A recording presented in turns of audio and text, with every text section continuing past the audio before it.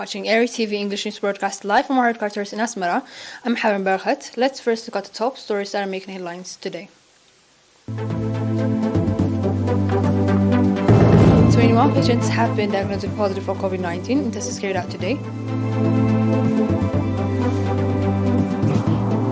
Preparation to commemorate Operation Fengal.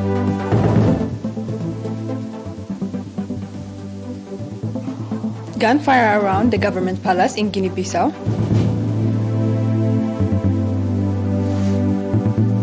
Dozens killed in attack on camp for displaced people.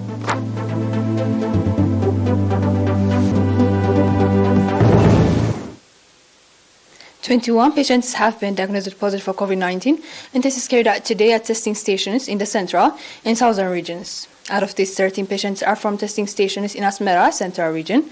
8 patients are from testing stations in San'afa 4 and Warwa 4, southern region. On the other hand, 34 patients who have been receiving medical treatment in hospitals in the central 20, southern Red Sea 12, and southern 2 regions have recovered fully and have been discharged from these facilities. The total number of recovered patients has accordingly increased to 9,299, while the number of deaths stands at 99. The total number of confirmed cases in the country to date has increased to 9,580. Ministry of Health, Asmara, 2 February 2021-22. The Director General of Culture and Sports in the Northern Red Sea region, Ms. Zainab Umar, indicated that the 32nd anniversary of Operation Fengal will be observed from 11 to 13 February under the theme Fengal Embodiment of Heroism of Generations. Ms. Zainab stated that the commemoration event will be highlighted with various programs including sports competitions, seminars, interviews, photo exhibition, and cultural programs, as well as laying wreath at the Martyrs Cemetery.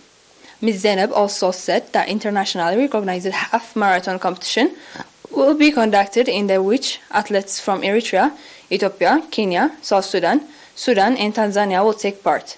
Ms. Zainab noted that all programs will be conducted taking into account the restrictions issued to combat the spread of COVID-19 pandemic.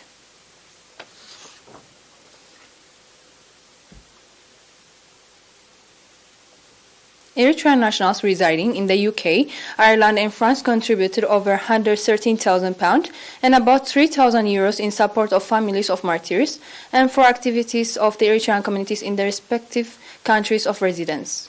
According to the report from the Eritrean Embassy in the UK and Ireland, nationals in South London contributed £75,500, nationals in Leeds £17,505, nationals in Birmingham £11,600, nationals in Coventry £5,250, and nationals in Newcastle £3,420. Similarly, Eritrean nationals residing in Paris and its environs contributed €2,935.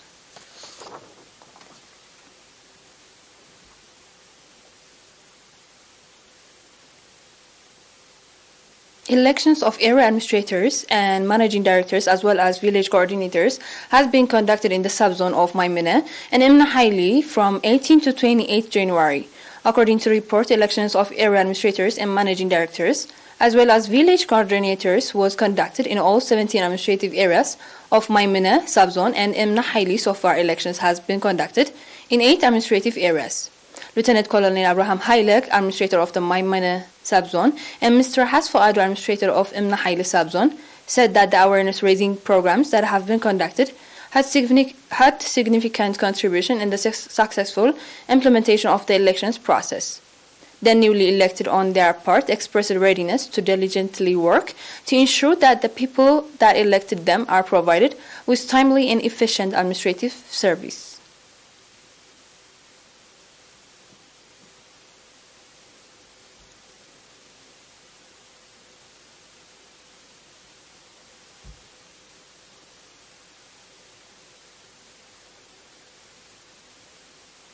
We will be back with international news. Stay tuned.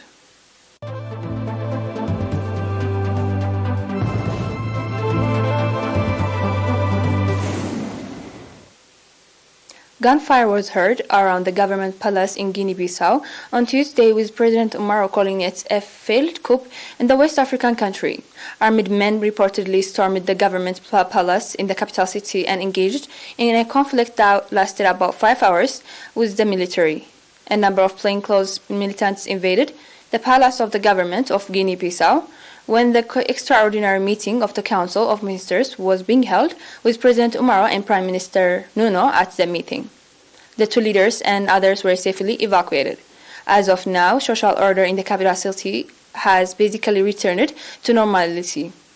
Imbalo said in a phone interview with local media that the attempted coup led to a 5-hour fight and caused casualties.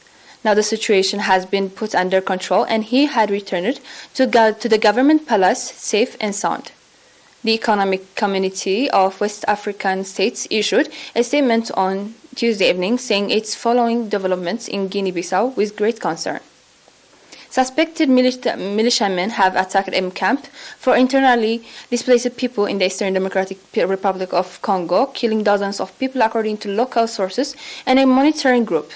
The overnight assault took place in the DRC's restive Ituri province, which has been placed under a state of siege since May 2021, an exceptional measure taken by the government to combat armed groups roaming the country's mineral-rich east. Reuters news agency, citing the head of a local humanitarian group and a witness, said the death toll was at least 60. There was no immediate claim of responsibility, but KST said fighters from the Cooperative for Development of the Congo armed group were suspected of being behind the air raid. Attacks on camps for displaced people over 8-day period in November to December left 123 dead, according to the KST.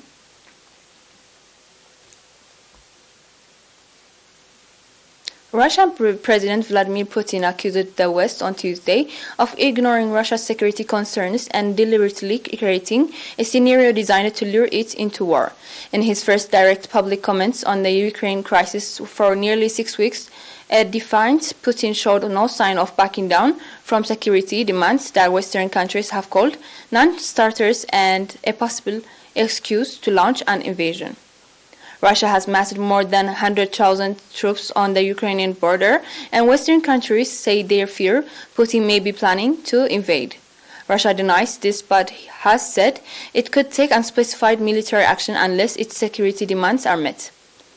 Western countries say any invasion would bring sanctions on Moscow.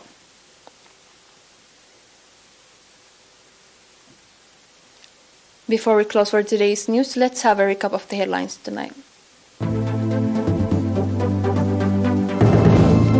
21 patients have been diagnosed positive for COVID-19 and tests carried out today. Preparations to commemorate Operation Fengal. Gunfire around the government palace in Guinea-Bissau. Dozens killed in attack on camp for displaced people.